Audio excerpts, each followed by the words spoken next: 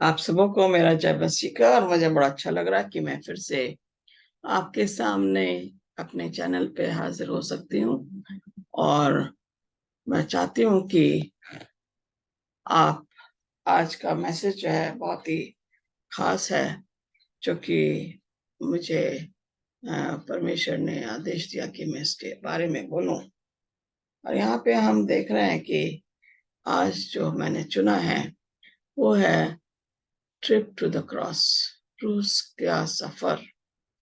यीशु मसीह का क्रूस का सफर है जिसके बारे में आज हम देखेंगे।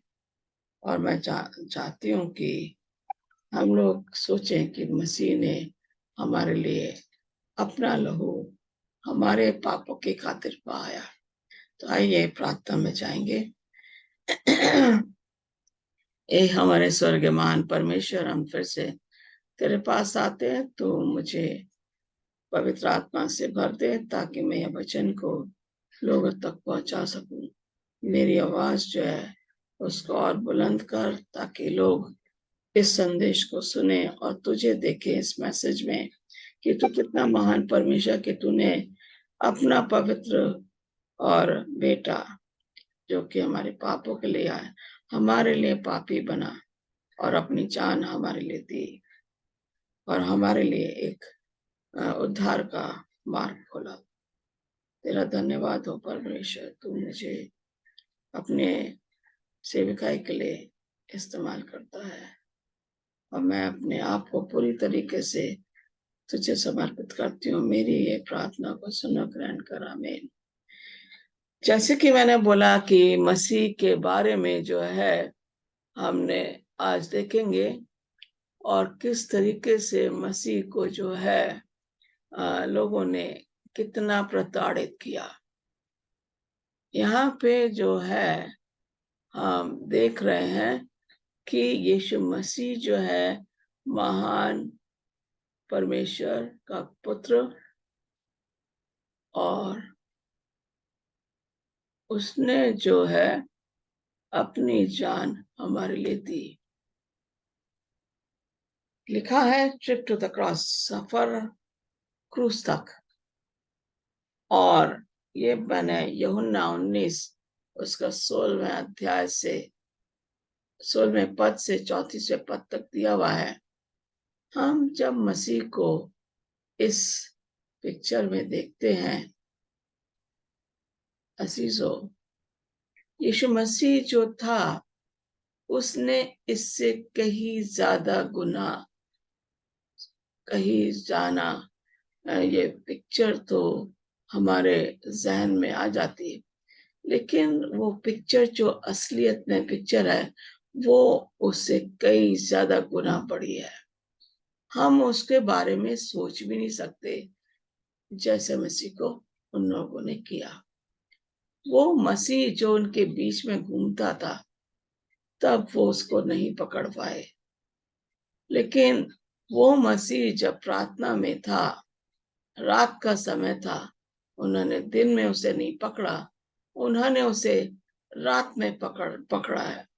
और उस शिष्य के द्वारा जो जिसको मसीह प्यार करते थे, और वो जो उसने किस दिया था यीशु मसीह को, वो धोखेबाज की किस थी, और इस तरीके से मसीह को उसने पकड़वाया। हम यह देखते हैं कि हमारे आसपास भी ऐसे लोग हैं जो हमें धोखा देने के लिए एकदम तैयार रहते हैं। हमें ऐसे लोगों से सावधान रहना चाहिए। यूहन्ना 19 का 16 में लिखा है, फिर पिलातुस ने उसे क्रूस पर चढ़ाने के लिए उन्हें सौंप दिया। अब यहाँ देख रहे हैं पिलातुस के सामने खड़ा है। मैं थोड़ा सा बाइबल से पढ़ूंगी कि यहाँ पे लिखा हुआ है, पिलातुस ने उसे छोड़ देना चाहा, 19 का 12वां पद। परंतु यहूदियों ने चिल्ला चिल्ला कर कहा, यदि तू उसको छोड़ देगा तो तेरी भक्ति कैसर की ओर नहीं। जो कोई अपने आप को राजा बनाता है वो कैसर का सामना करता है। ये बातें सुनकर पिलातुस यीशु को बाहर लाया और उस जगह एक चबूतरा था जो इब्रानी में गब्बता कहलाता है, वहां न्याय आसन पर बैठा। यह फसीह की तैयारी का दिन था और छठे घंटे के लगभग था। तब से उसने यहूदियों से कहा, देखो ये तुम्हारा राजा। परंतु वह चिल्लाए, ले जा ले जा, उसे क्रूस पर चढ़ा। पिलातुस ने उनसे कहा, क्या मैं तुम्हारे राजा को क्रूस पे चढ़ाऊं? प्रधान याजकों ने उत्तर दिया, कैसर को छोड़ हमारा कोई राजा नहीं। तब उसने उसे उनके हाथ सौंप दिया ताकि वह क्रूस पर चढ़ाया जाए। यहाँ पे हम देख रहे हैं कि पिलातुस ने जो है, क्या वो जानता नहीं था ये मसीह है? और फिर वो लोगों से पूछ रहा है, और वही लोग जिन्होंने मसीह को मौत से करते देखा, दृष्टांतों में कहानियां देखा, लोगों को खाना खिलाते हुए देखा, आज वही लोग जो है कह रहे हैं इसको ले जा और इसको जा, इसका खून हमारे बच्चों पे, कैसर के अलावा हमारा कोई राजा नहीं है। और इस तरीके से पिलातुस ने जो है जल्दी से जो है उनको मसीह को सुपुर्द कर दिया कि इसको क्रूस पे चढ़ाया जाए। हम देखते हैं कि भीड़ जो है, जो मेजॉरिटी गेन कर लेती है, और चाहे वो जज हो, चाहे वो पिलातुस हो, चाहे वो कोई भी हो, दुनिया की कोई भी अदालत है, भीड़ के सामने उसे झुकना पड़ता है। चाहे वो कितना भी चाहे कि वो निर्दोष आदमी को छोड़ दे, लेकिन भीड़ के सामने वो मजबूर हो जाता है। यहाँ पे शैतान के द्वारा ये भीड़ अग्रसर हो रही थी, जिसने बोला कि इसको ले जाओ और इसका लहू हमारे बच्चों पे आए। यीशु ने अपना क्रूस उठाया और वो स्थान पे गया जिसे खोपड़ी का स्थान कहा जाता है। इसे इब्रानी भाषा में गुलगुता कहते हैं। Okay, Jesus had to carry his cross and he went out bearing his own cross to the place called Skull, which is also known as Kolkata. And so here he had to carry all the way. We don't know how much he had to walk through that place. वो पहाड़ी का area था और कितना उसे लंबा वो क्रूस इतना भारी था जिसको कि उसे ले जाना पड़ा, और वो लेके जा रहा था, गिर रहा था, जा रहा था, क्योंकि उसको कोड़े मारे गए थे, उसके मुंह पे थूका गया था, उसके मुंह पे घूसे मारे गए थे, और इस तरीके से जो है उसका मजाक उड़ाया गया था। इतना लज्जित भरी जो उसने सहा, पूरी रात उसके साथ यही होता रहा। और सुबह पिलातुस कहता है इसको क्रूस पे चढ़ा दो, क्योंकि भीड़ ने कहा और उसने मान लिया। हम देखते हैं कि पिलातुस की पत्नी ने कहा था कि उसने जो स्वप्न देखा है, इस आदमी के साथ न्याय होना चाहिए, लेकिन भविष्यवाणी जो थी उसको तो पूरा होना था। ठीक है, यीशु मसीह को जो है क्रूस पे डेथ दी, वहां पे उसे लटकना था, वहां पे उसके हाथों में कीलें ठोकी जानी थी, और वहां पे उसे और ज्यादा शर्मनाक मौत का सामना करना था। और ये वो जगह है, पहाड़ी का एरिया, जहां से सब लोग जो क्रूस पर चढ़ाया जाता है, जिनको नीचे से लेके ऊपर तक सब लोग उन्हें देख सकते हैं। और वो निर्दोष आदमी को, यीशु मसीह को, दोनों साइड में, दाहिने और बाहिने साइड में, दो चोरों को भी लगाया गया। चोर तो अपनी सजा भुगत ही रहे थे, लेकिन यीशु मसीह जो निर्दोष था, वो हमारे लिए सजा भुगत रहा था। उसको क्रूस पे लटाया गया और उसके हाथों में कीलें ठोकी गई। एक एक कील जो उसके हाथों में ठोकी जा रही थी, वो लकड़ी के अंदर जाने के लिए वो बहुत ज्यादा दर्दनाक था। वो चोरों के जब उनको जब दबाया, क्रूस पे चढ़ाया गया, कीलें ठोकी गई, वो रो रहे थे, चिल्ला रहे थे। उन्हें विनेगर का जो है स्पॉन्ज में डाल के उनको सुंघाया जाता, उनके मुंह में डाला जाता, ताकि ये बेहोशी की हालत में इन्हें दर्द कम हो। यीशु मसीह के साथ ऐसा कुछ भी नहीं हुआ। यीशु मसीह चुपचाप रहे जब उनके हाथों में कीलें ठोके गई। उनके पैरों को एक सार करके वहां कीलें ठोके गई और फिर उन्हें बांध के और रस्सी से ऊपर जो है उसको पहाड़ी के ऊपर वो क्रूस को जमीन के नीचे जब डाला तो वो और ज्यादा दर्दनाक था। इतनी जिल्लत भरी आखिरी लम्हे यीशु मसीह के पूरे जिल्लत भरे थे और लोग जो है उनका मजाक उड़ाने से बाज नहीं आ रहे थे।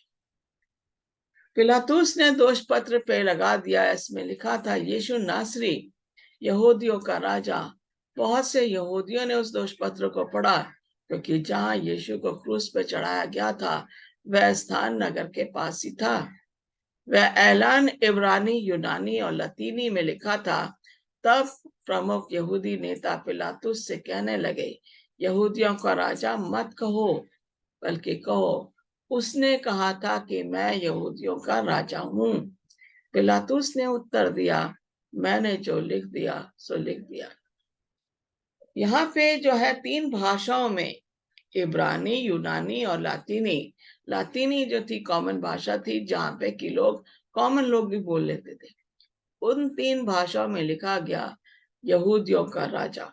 और यहाँ पे कह रहे हैं कि लोग कह रहे हैं इसको ये मत लिखो यहूदियों का राजा, ये लिखो कि ये इसने कहा था मैं यहूदियों का राजा हूँ। जब हम देखते हैं कि पिलातुस ने कहा जो मैंने लिख दिया वो लिख दिया, और इस तरीके से ये दोष पत्र जो है यीशु मसीह के ऊपर था।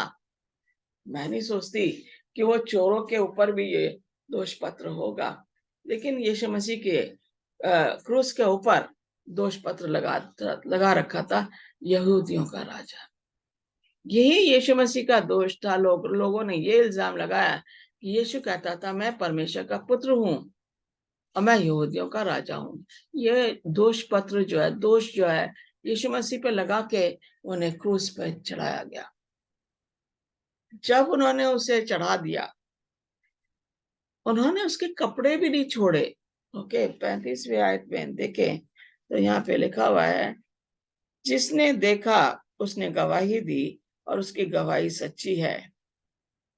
ओके, यहाँ पे जो है उसके कपड़े जो है उन्होंने बांट लिए, लेकिन वो जो एक जो पूरा उनका ऊपर से नीचे का जो क्लोक जो था वो एक भी सिलाई का था, उसको कोई जोड़ नहीं था, इसलिए उसके लिए उन्होंने पर्ची डाली। जैसा कि लिखा था कि मेरे कपड़े बांट दिए जाएंगे, पर्चियां डाली जाएंगी, वो भविष्यवाणी यहाँ पे पूरी होती है। जब सिपाही यीशु को क्रूस पर चढ़ा चुके तो उन्होंने उसके लिए उन्हें 4 भागों में कपड़े बस भागों में बांट दिया। हर भाग एक सिपाही को दिया, ले लिया। उन्होंने कुर्ता भी उतार लिया क्योंकि वो कुर्ता बिना सिलाई के ऊपर से नीचे तक बुना हुआ था। इसलिए उन्होंने आपस में कहा, इसे फाड़े नहीं बल्कि इसे कौन ले, इसके लिए पर्ची डाल ले ताकि शास्त्र का वचन पूरा हो। उन्होंने मेरे कपड़े आपस में बांट लिए और मेरे वस्त्र के लिए पर्ची डाली। यीशु मसीह के कपड़ों को बांट लिया और एक कपड़े पे, कुर्ते पे उन्होंने पर्चियां डाली। ये भी एक भविष्यवाणी थी जो कि पूरी होनी थी। यीशु के क्रूस के पास उसकी मां मौसी, क्लोपास की पत्नी मरियम, मरियम मगदलीनी खड़ी थी। यीशु ने जब अपनी मां और अपने प्रिय शिष्य को पास ही खड़े देखा तो अपनी मां से कहा, प्रिय महिला, ये रहा तेरा बेटा। फिर वह बोला अपने शिष्य से, ये रही तेरी मां। फिर उसी समय वह शिष्यों से अपने घर ले गया। यीशु मसीह क्रूस पे चढ़े हुए हैं और उन्हें अपनी माता की चिंता है। उन्हें मालूम है कि मेरी माँ का रो रो के बुरा हो जाएगा और मेरी माँ को जो है तसल्ली चाहिए, धीरज चाहिए, शांति चाहिए, और इसको सिर्फ मेरा प्रिय शिष्य जो है वही इसकी देखभाल कर सकता है। और उसने उस शिष्य को बोला, ये तेरी माँ है। और वो शिष्य ने, जैसे ही यीशु मसीह ने उसको आज्ञा दी, उसी समय वो मरियम यीशु की माता को अपने घर ले जाता है। यीशु मसीह में दया भरी हुई थी। यीशु मसीह ने प्यार भरा हुआ था, अपनी माता के लिए नहीं बल्कि और दूसरे लोग जिनको उनकी जरूरत थी उनके लिए यीशु मसीह के मन में प्यार और दया भरी हुई थी। बड़े प्यार से वो लोगों को देखा करते थे। और यहाँ पे भी वो अपनी माता की जिम्मेदारी अपने एक शिष्य को दे देते हैं। इसके बाद यीशु ने जान लिया कि सब कुछ पूरा हो चुका है। फिर इसलिए कि शास्त्र सिद्ध सिद्ध हो, उसने कहा, मैं प्यासा हूं। वहां सिरके से भरा एक बर्तन रखा था, इसलिए उन्होंने एक स्पंज को सिरके में पूरी तरह डुबो के हिसाब अर्थात जूफे की टहनी पर रखा और ऊपर उठा के उसके मुंह से लगाया। फिर जब यीशु ने सिरका ले लिया तो वह बोला, पूरा हुआ। तब उसने अपना सिर झुका दिया और प्राण त्याग दिए। यहाँ पे हम देख रहे हैं कि सिरका है और स्पंज भिगो के वो जूफा जिसको हम हिसप कहते हैं इंग्लिश में, उसकी टहनी में उन्होंने वो सिरके को डुबोया, स्पंज जो लगा हुआ था उस टहनी पे, और यीशु के होठों पे लगा दिया। और जब वो होठों पे लगाया, क्या उससे यीशु मसीह की प्यास बुझी? नहीं, वो यीशु मसीह की प्यास बुझाने के लिए नहीं था अजीजों। वो था कि ये जो दर्द है जो यीशु मसीह और दूसरे भी चोर सह रहे हैं, ये दर्द जो उससे कम हो जाएगा। इसलिए उन्होंने वो सिरका उसके होठों पे लगाया और यीशु मसीह ने बोला, ये पूरा हुआ, और अपने प्राण त्याग दिए।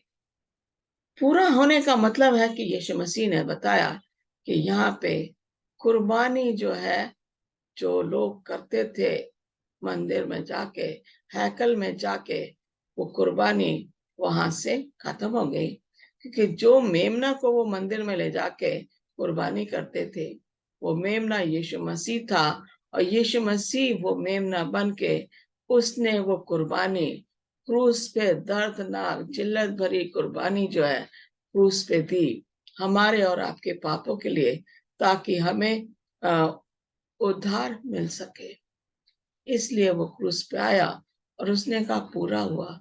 उसके बाद से कोई भी हम मसीही लोग जो है कुर्बानी नहीं करते, लेकिन मसीह की कुर्बानी को हम हमेशा याद करते हैं कि किस तरीके से मसीह ने वो कुर्बानी जो दे के हमें वो सच्चाई का मार्ग, हमें जो उद्धार का, मुक्ति का मार्ग दिखाया, ताकि हम मसीह के पास जा सकें और अपने पापों की क्षमा मांग सकें।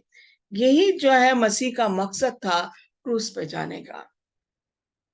और जब उसे पता लगा कि अब मेरे सारे काम पूरे हो गए हैं, तभी उसने कहा, पूरा हुआ। So when Jesus had received the sour wine, he said, it is finished. And he bowed his head and gave up his spirit. अपने प्राण त्याग दिए। हम देख रहे हैं कि यीशु मसीह ने उनको अपने आप उनकी मौत आई। यहाँ पे लिखा हुआ, पर जब वे यीशु के पास आए, ओके, रोमी हुकूमत के सिपाही, उन्होंने देखा कि वे पहले ही मर चुका है, इसलिए उन्होंने उसकी टांगे नहीं तोड़ी। पर उनमें से एक सिपाही ने यीशु के पंजर में अपना भाला बेधा, जिसे तत्काल ही खून और पानी बह निकला। ये भी भविष्यवाणी थी कि यीशु मसीह की टांगे नहीं तोड़ी जाएंगी। और ये भविष्यवाणी पूरी हुई, क्योंकि यीशु तो पहले ही मर चुका था, जिससे पहले वो रोमी हुकूमत के सिपाही इनको आके चेक कर सके। हम देख रहे हैं दूसरी चीज जो भविष्यवाणी की थी, उन्होंने कहा, मेरे पंजर में भाला बेधा जाएगा, और उनके पंजर में भाला बेधा गया। और जब पंजर में भाला बेधा गया, तो उसमें से खून और पानी बह निकला। हम देखते हैं कि यहाँ पे जो जो भविष्यवाणी वचन में लिखी थी, वो वचन में लिखी थी और यीशु मसीह की मृत्यु से वो पूरी हुई। ये है मसीह का प्रेम हमारे लिए। यीशु मसीह की मौत तो हुई, शैतान थोड़े समय के लिए खुश हो गया कि मेरी जीत हो गई, लेकिन उसकी जीत नहीं थी, वो उसकी सबसे बड़ी हार थी। जब हम देखते हैं कि शैतान ने देखा कि अब तो उसने ये नहीं सोचा था कि यीशु मसीह तीसरे दिन जिंदा होंगे। यीशु मसीह का जो था क्रूस पे जाना और यीशु मसीह का ये कहना कि पूरा हो गया, तो वो पूरा जरूर हुआ, लेकिन वहां पे यीशु मसीह का काम पूरा नहीं हुआ था। उनका काम पूरा होता है जब वो तीसरे दिन मरियम मगदलिनी और दूसरी महिलाएं जो कब्र पे जाती हैं, वो स्पाइसेस लेके जो कि उनकी बॉडी पे लगाने थे, उन्होंने ये सोचा, उनको भी नहीं मालूम था यीशु मसीह जिंदा हो जाएंगे। यीशु मसीह ने कहा था कि 3 दिन मैं इस मंदिर को ढा दूंगा और ये तैयार हो जाएगा, फिर से जी उठे, ये मंदिर बन जाएगा। लोगों ने नहीं सोचा कि यीशु मसीह क्या कह रहे हैं, लेकिन यीशु मसीह जाहिर उन्हें बताना मांग रहे थे कि मैं तीसरे दिन जिंदा हो जाऊंगा। शैतान ने ये सोचा भी नहीं होगा कि यीशु मसीह तीसरे दिन जिंदा हो जाएंगे, लेकिन रोमी हुकूमत के लोग जो थे, शैतान ने उनके मन में डाला कि यीशु की कब्र पे पहरा बैठाया जाए, यीशु की कब्र पे जो है एक पत्थर डाल के सील लगाई जाए, और ऐसा ही हुआ। वो पहरेदार वहां पे बैठे थे जहां पे यीशु मसीह को रखा गया था, और वो ये सोच रहे थे कि हम तो यहाँ चौकीदारी कर रहे हैं, देखें कैसे यहाँ से यीशु मसीह की लाश को कोई लेके जाता और कहेगा कि वो जिंदा हो गया, क्योंकि उसने कहा था कि मैं तीसरे दिन जिंदा होऊंगा। और यहाँ पे जो है ये महिलाएं जो आती हैं, स्त्रियां जो आती हैं मसाले लेके यीशु मसीह के शरीर पे लगाने के लिए। प्रथा थी उन दिनों में कि जब आदमी मर जाता था तो उसकी बॉडी में मसाले लगाए जाते थे ताकि वो जल्दी जो है वो नाश ना हो। यीशु मसीह के साथ पे भी ऐसे ही होना था, लेकिन जब वो कब्र पे पहुंचती हैं तो कब्र तो उन्हें खाली मिली, और मरियम जो कहती है, वो मेरे गुरु को कहाँ ले गए। यीशु मसीह उसके सामने प्रकट हुआ। हम देखते हैं कि फरिश्ते आए, और उन्होंने फरिश्ता आया और उसने वो पत्थर हटाया और यीशु मसीह कब्र से बाहर आ गए। यहाँ पे यीशु मसीह का मौत के ऊपर, मृत्यु के ऊपर उसने विजय हासिल करी। शैतान ने देखा कि यीशु मसीह जिंदा हो गए। शैतान ने पूरी कोशिश लगा दी कि अगर मैं यहाँ पे जीत गया तो ये दुनिया मेरी हो जाएगी, आसमान भी मेरा हो जाएगा। लेकिन शैतान ये बोल गया कि शैतान शैतान ही है, परमेश्वर परमेश्वर ही है। और यहाँ पे यीशु मसीह जब कब्र से बाहर निकले, उन्होंने कहा, I am the resurrection and the life, मैं पुनरुत्थान हूँ और जीवन भी हूँ। He that believeth in me, though he were dead, yet shall he live. जो मुझ पे विश्वास करता है, अगर वो मर भी जाए तो वो जिंदा होगा। हम मसीही लोगों के पास यही चीज है कि अगर हम मसीह में मरते हैं, अपना विश्वास मसीह में रखते हैं, परमेश्वर के वचन को सुनते हैं, उस पर अमल करते हैं, और अगर हम ये जीवन से हमारी मृत्यु हो जाए, लेकिन जब यीशु मसीह दूसरी बार आएगा तो वो हमें जीवित करेगा और अपने साथ स्वर्ग में ले जाएगा। क्योंकि अगर यीशु मसीह जिंदा हुआ तो हमें भी जिंदा होना है, और हमारा विश्वास जो है मसीह में बने रहना है, क्योंकि वो कहता है कि मैं ही जीवन हूं और मैं ही पुनरुत्थान, और मृत्यु के ऊपर विजय यीशु मसीह के अलावा किसी ने नहीं पाई। और हम देखते हैं कि कुछ लोग ऐसी अफवाहें उड़ा देते हैं। वो आदमी कौमा में कहते ये मौत में चला गया था, जिंदा हो गया। यीशु मसीह के अलावा कोई भी दोबारा जिंदा नहीं हो सकता, क्योंकि वो परमेश्वर का पुत्र है, और वो परमेश्वर के पास जाके हमारे लिए, हमारे पापों की माफी के लिए बता रहा है कि मैंने क्रूस पे हर एक जन जो उसमें विश्वास करता है, मसीह ने अपना लहू क्रूस पे बहाया है, ताकि हमें स्वर्ग जीवन, अनंत जीवन हमें मिल सके, और हम मसीह के साथ जिंदा होके आसमान में जाने वाले बने।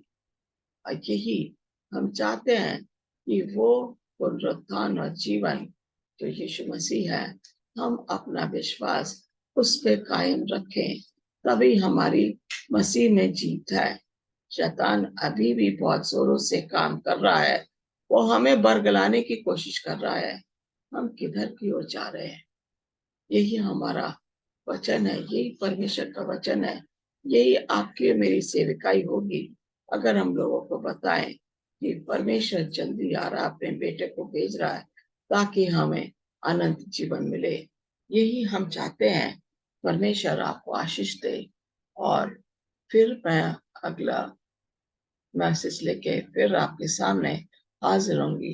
God bless you. एक प्रार्थना करूंगी। हे हमारे स्वर्ग महान परमेश्वर, फिर से हम तेरे पास आते हैं, प्रार्थना करते हैं उन बीमार लोगों के लिए जो पीड़ित है अस्थमा से, जो पीड़ित है हॉस्पिटल में, जो पीड़ित है हार्ट प्रॉब्लम से, जो पीड़ित है घुटनों के दर्द से, आर्थराइटिस से, लिवर प्रॉब्लम से, लंग इन्फेक्शन से, किडनी प्रॉब्लम से, और भी जो दुनिया भर की बीमारियां हैं खुदा, नए नए तरीके की बीमारियां निकल रही हैं, हम उनको तेरे हाथ में सौंपते हैं। प्रार्थना करते हैं जो पीड़ित लोग हैं शारीरिक तौर पे, मानसिक तौर पे, जिनमें को अपना उन्होंने आशा खो दी है, उनमें वो आशा जागृत कर ताकि तेरे विश्वास में वो आगे बढ़े। जो भी लोग इस मैसेज को आज सुनते हैं उनको तो आशीषित कर, उनके परिवारों को आशीषित कर, उनके घर में किसी भी चीज की कमी ना हो। प्रार्थना करते हैं जो बुजुर्ग लोग हैं उनके साथ हो ताकि उनके बच्चे उनकी परवरिश करने वाले बने, बुढ़ापे में उनकी सेवा करें। प्रार्थना करते हैं जितने भी हमारे लोग जो चर्च से चले गए हैं और वो वापस आना मांगते हैं, खुदा तो उनके मनों को छू, उनके मन में विचार डाल के उन्हें उनका अनंत जीवन मसीह में है और कहीं नहीं है। यही हम चाहते हैं कि तू अपने लोगों की सहायता कर। प्रार्थना करते हैं मणिपुर में लोग, राजस्थान में, मध्य प्रदेश में, छत्तीसगढ़ में, साउथ में, यहाँ पे दुनिया का कोई ऐसा हिस्सा नहीं है जहाँ पे मसीही लोगों को सताया नहीं जा रहा। गैर मसीही लोगों को भी सताया जा रहा। खुदा हम नहीं जानते कि क्या होने वाला, लेकिन हम इतना जानते हैं कि जब ये चीजें हो रही हैं तो अनंत अंत बिल्कुल निकट है और तेरा आना बहुत जल्दी है। हम चाहते हैं अपने लोगों को तो सुरक्षा कवच बन के उनके साथ रहे। यही हमारी प्रार्थना है। अपने आप को हम तेरे हाथ में सौंपते हैं ताकि हम तेरी सेविकाई में करते रहें, तेरी महिमा और प्रशंसा और स्तुति करते चले जाए। यही हमारी प्रार्थना है। सुनो ग्रहण कर। ये प्रार्थना तेरे प्यारे बेटे यीशु मसीह के नाम से मांगते हैं। आमीन। God bless you. We'll see you again soon.